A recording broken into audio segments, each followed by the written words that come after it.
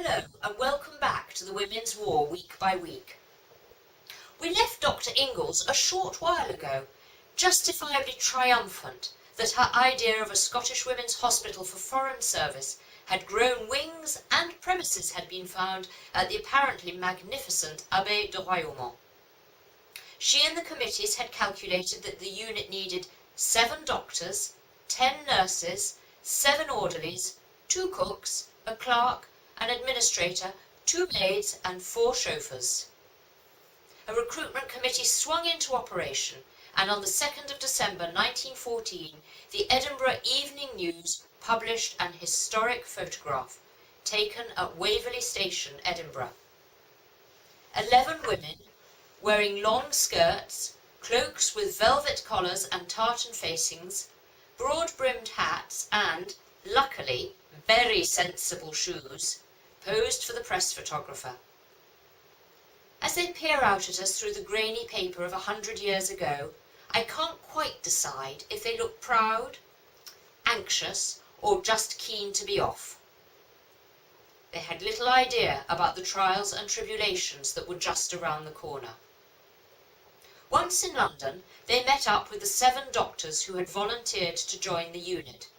Some of these doctors had sparkling credentials. One, Frances Ivans, was one of a very select band of female doctors to have achieved the degree of Master of Surgery. A couple of the doctors were only very recently qualified, but what they lacked in experience, they made up for in enthusiasm and dedication.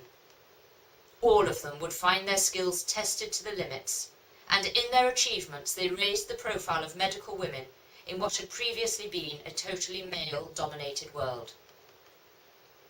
The SWH left for Folkestone, and once again Dr. Ingalls would do battle with the army authorities. A terrible gale was blowing. It was too rough to embark the troops. Ingalls looked witheringly at the officer. Perhaps it was too rough for soldiers. It certainly was not too rough for Scottish women. They would take to the high seas. So, holding on to their hats, and hopefully with seasick pills at the ready, the women marched down the gangplanks and off to the war. A military sister, Martha Aitken, working with the Queen Alexandra Imperial Military Nursing Service and who was already in Boulogne, wrote about that storm in her diary. She looked across the channel where, all night long it has blown a gale. Rain, thunder and lightning accompanied the wind. The sea is lashed into a white fury, and below the casino one can see the spray dashing the sea wall.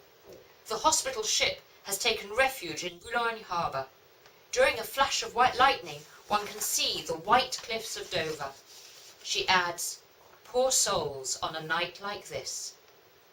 This was not the only time that November gales would test the Scottish women's sea legs and indeed power of endurance, as we will discover as our journey through the Women's War continues. Come back soon to find out more about how the Scottish women got to Royaumont.